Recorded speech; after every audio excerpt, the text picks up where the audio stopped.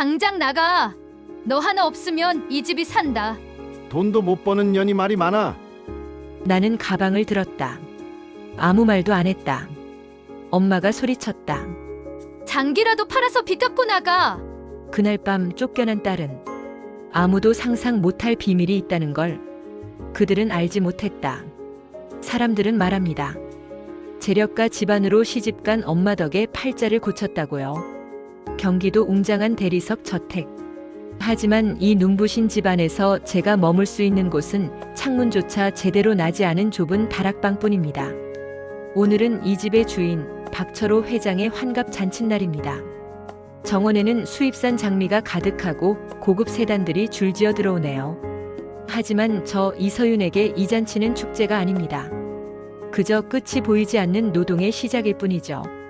화려한 드레스를 입은 양딸 진아와 아들 민수가 손님들과 웃음꽃을 피울 때 저는 앞치마를 질러매고 주방을 지킵니다.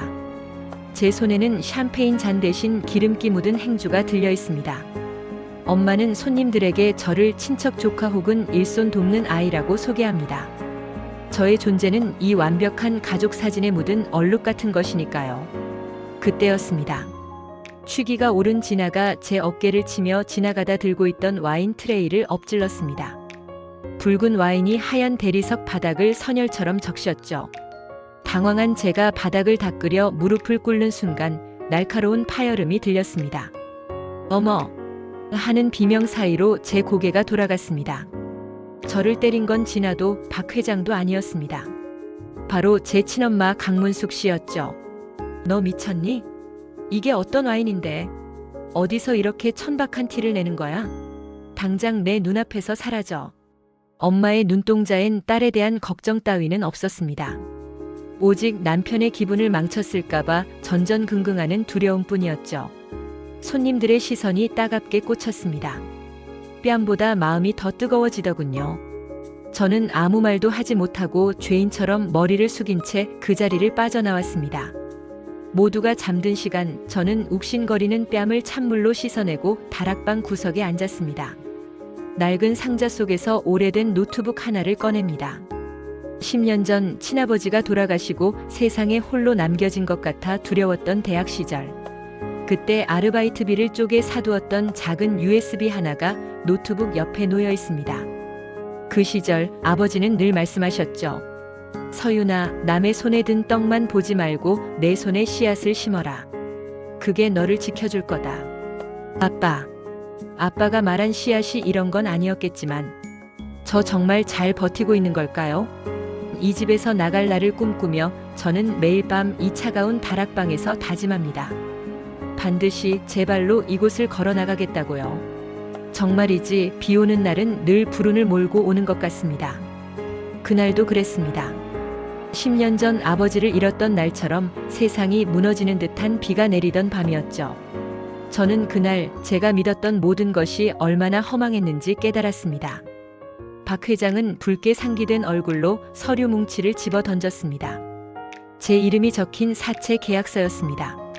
아들 민수가 도박 빚을 감당하지 못해 제 명의를 도용해 거액의 사채를 끌어다 쓴 것이죠. 이게 무슨 짓이야? 감히 이 집안의 사채업자를 끌어들여? 당장 2년을 내쫓아. 우리 집안 망신 다 시키는 저런 천박한 것이랑 같이 살 순 없어. 회장님, 저는 정말 모르는 일입니다. 민수 씨가 제 이름으로. 거짓말하지 마. 누나가 내 사정 봐줘서 해준 거잖아. 시치미 떼지 마. 어이가 없었습니다. 민수는 제게 모든 죄를 뒤집어 씌웠습니다. 하지만 그 누구도 제 말을 들어주려 하지 않았습니다.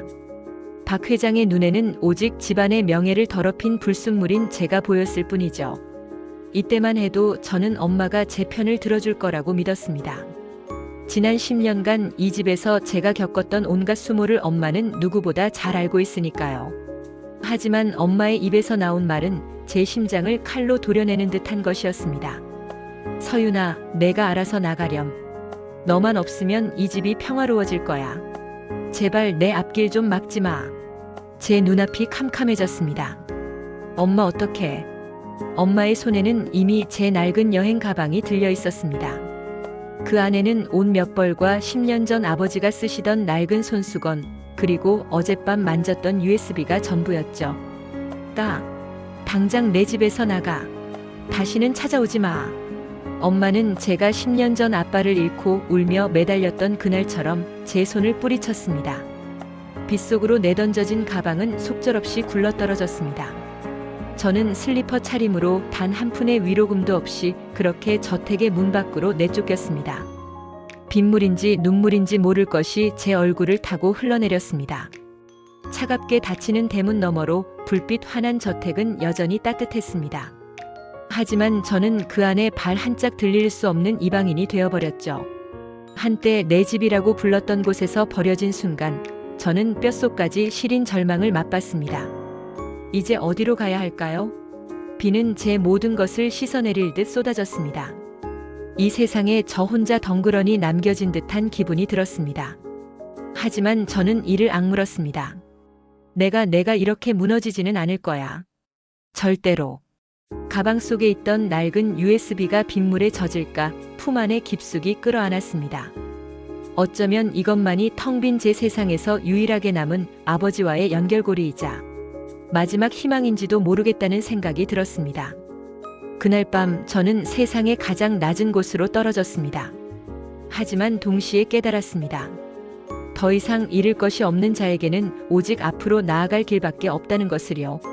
빗속에서 저는 느리지만 단단하게 일어섰습니다. 바닥 아래에도 더 깊은 바닥이 있다는 걸 물레동의 눅눅한 고시원 방에 누워서야 알게 되었습니다. 화려한 저택의 다락방은 오히려 사치였죠. 이곳은 옆방의 숨소리조차 벽을 타고 넘어오는 한평 남짓한 감옥이었습니다. 낮에는 식당에서 산더미 같은 설거지를 하고 밤에는 욱신거리는 손목을 찬물로 달래며 하루하루를 버텼습니다. 비트코인 사상 최고가 경신. 10년 전 대비 수만 배 폭등하며 가상자산 열풍이 다시. 식당 구석에서 뉴스를 듣던 저는 멍하니 멈춰섰습니다. 비트코인. 잊고 지냈던 단어 하나가 심장을 때리더군요. 10년 전 철없던 대학 시절에 아빠가 주신 용돈과 아르바이트비를 털어 샀던 그 디지털 조각들. 짐가방 깊숙이 처박아둔 낡은 USB가 떠올랐습니다. 수리점 사장님은 고개를 가로저었습니다. 메인보드가 타버려서 전원조차 들어오지 않는 낡은 노트북. 저는 사정했습니다. 제 인생이 여기 달려있다고 제발 살려만 달라고요. 몇 시간을 기다렸을까요? 마침내 들어오네라는 투박한 한마디와 함께 화면이 밝아졌습니다. 떨리는 손으로 암호화폐 지갑 프로그램을 실행했습니다. 10년 전 기억을 더듬어 비밀번호를 입력했죠. 틀렸습니다. 다시 한번. 또 틀렸습니다. 마지막 기회라는 심정으로 아빠의 기일을 조합해 번호를 눌렀습니다. 화면 상단에 잔액 숫자가 하나씩 로딩되기 시작했습니다. 0, 8, 5, 0. 숫자가 붙을 때마다 제 숨소리는 거칠어졌습니다. 마지막 소수점까지 찍혔을 때 제 눈앞에 나타난 숫자는 200억이 넘는 거액이었습니다. 믿기지 않았습니다. 식당 보조로 한 달에 200만 원을 벌기 위해 온몸이 부서져라 일했는데 이 작은 USB 안에 200억이 들어있었다니요. 눈물이 왈칵 쏟아졌습니다. 아빠가 남겨주신 마지막 씨앗이 10년의 세월을 견디고 거대한 숲이 되어 돌아온 기분이었습니다. 기쁨도 잠시 고시원 복도에 익숙하고도 불길한 목소리가 울려 퍼졌습니다. 문을 열자마자 나타난 사람은 다름 아닌 제 친엄마 문숙이었습니다. 예전의 화려함은 어디 갔는지 얼굴은 초췌했고 눈엔 도끼가 서려 있었죠. 서윤아, 너 여기 있었니? 너 지금 이러고 있을 때가 아니야. 박 회장네 회사가 부도나게 생겼어. 집도 경매에 넘어가고 나 길바닥에 나앉게 생겼다고. 그래서요. 제 가방 던지면서 다시는 찾아오지 말라고 한 건 잊으셨나 봐요. 이년아, 내가 널 어떻게 키웠는데. 너 장기라도 팔아서 돈 해와. 사채업자들이 나 죽인단 말이야. 너 명의로 빌린 돈도 아직 남았잖아. 내가 해결해야지. 장기라도 팔아서 돈을 해오라니요. 엄마의 입에서 나온 그 말은 제 가슴에 박혀있던 마지막 일말의 정조차 산산조각 냈습니다. 예전 같으면 울며 매달렸겠지만 제 주머니 안엔 200억이 든 USB가 있었습니다. 저는 떨리는 손을 진정시키며 차갑게 웃었습니다. 엄마, 평화롭게 해드린다고 했잖아요. 제가 없으면 평화로울 거라면서요. 이제 진짜 평화를 드릴게요. 뭐? 너 지금 무슨 소리를 하는 거야? 돈 안 내나? 저는 엄마를 밀치고 고시원 방문을 닫았습니다. 문 밖에서 엄마가 지르는 비명과 욕설이 들려왔지만 더 이상 아프지 않았습니다. 이제 제 손에는 방패가 생겼고 그들에게 돌려줄 날카로운 칼이 쥐어졌으니까요. 제 자산을 모두 현금화해 주십시오. 그리고 박철호 회장의 건설사 채권을 전부 사드리겠습니다. 자산관리사의 경악하는 표정을 뒤로하고 창밖을 보았습니다. 10년 전 비 오는 날 저를 버렸던 그 화려한 저택. 이제 그 저택의 주인을 바꿀 시간입니다. 단순히 돈을 버는 것이 목적이 아닙니다. 저들이 가장 사랑하는 돈으로 저들이 가장 두려워하는 파멸을 선물할 겁니다. 10년 전 비 오는 거리로 저를 내던졌던 그 위풍당당하던 경기도의 저택. 오늘 그 저택의 공기는 곰팡이 냄새보다 더 지독한 절망으로 가득 차 있습니다. 박 회장의 건설사는 이미 종이 조각이 되었습니다. 무리하게 끌어다 쓴 사채와 미분양 사태. 그들의 숨통을 끊어놓은 건 다름 아닌 제가 고용한 자산관리사들이 사들인 부실 채권들이었습니다. 그들은 자신들의 생사여 탈권을 쥔 익명의 거물 투자자가 오기만을 사색이 되어 기다리고 있었죠. 거실 문이 열리고 제가 발을 들여놓자 숨소리조차 들리지 않던 공간에 경악이 번졌습니다. 낡은 앞치마를 두르고 설거지를 하던 식객, 사채 빚을 지고 쫓겨났던 그 이서윤이 최고급 실크 정장을 입고 그들 앞에 섰으니까요. 너, 내가 어떻게 해? 내가 왜 여기 있는 거냐? 이서윤? 내가 왜 그 차에서 내려? 설마 아빠가 기다리는 투자자가 너라고? 말도 안 돼. 세상엔 말이 안 되는 일들이 참 많이 일어나죠. 제가 비 오는 날 슬리퍼 한 짝 없이 쫓겨났던 것처럼요. 박 회장은 들고 있던 찻잔을 떨어뜨렸습니다. 제 뒤를 따르는 수행원들이 채권 목록과 경매 절차 서류를 탁자 위에 내려놓자 양딸 진아와 아들 민수가 제 발치에 넙죽 엎드렸습니다. 어제까지만 해도 저를 거지라고 부르던 입술로 이제는 언니, 내가 잘못했어. 누나, 한 번만 살려줘라며 비굴하게 제 구두 끝을 붙잡더군요. 서윤아, 내 딸 서윤아. 엄마가 그럴 줄 알았어. 너는 결국 해낼 줄 알았다니까. 예, 회장님 좀 도와드려라. 응? 우리 다시 잘 지내보자. 친엄마 문숙 씨는 제 손을 잡으려 다가왔습니다. 하지만 저는 그 손을 우아하게 뿌리쳤습니다. 10년 전 제 뺨을 때리던 그 차가운 손이 이제는 돈 냄새를 맡고 비굴하게 떨리고 있더군요. 저는 가방에서 서류 한 장을 꺼내 그녀의 발밑에 던졌습니다. 강문숙 씨, 착각하지 마세요. 당신 딸은 10년 전 그 빗속에서 이미 죽었습니다. 여기 서 있는 사람은 당신들의 채권자일 뿐이에요. 서윤아, 그래도 내가 내 애미인데. 이 집마저 뺏어가면 난 어떡해. 기억 안 나세요? 10년 전 당신이 내 가방을 던지며 했던 말. 너만 없으면 우리 집이 평화롭다고 했죠? 이제 제가 그 평화를 돌려드릴게요. 이 집에서, 아니, 내 집에서 당장 나가세요. 제가 했던 말은 화살이 되어 그녀의 가슴에 박혔습니다. 법원 집달관들이 들이닥쳐 그들의 짐을 밖으로 꺼내기 시작했습니다. 명품 가방과 비싼 옷가지들이 흙바닥에 나뒹굴었죠. 제가 쫓겨나던 날보다 훨씬 더 비참하고 처절한 모습이었습니다. 저는 그 소란을 뒤로하고 소파에 깊숙이 몸을 묻었습니다. 뺨을 타고 흐르는 건 눈물이 아니라 10년 묵은 체증이 내려가는 듯한 차가운 환희였습니다.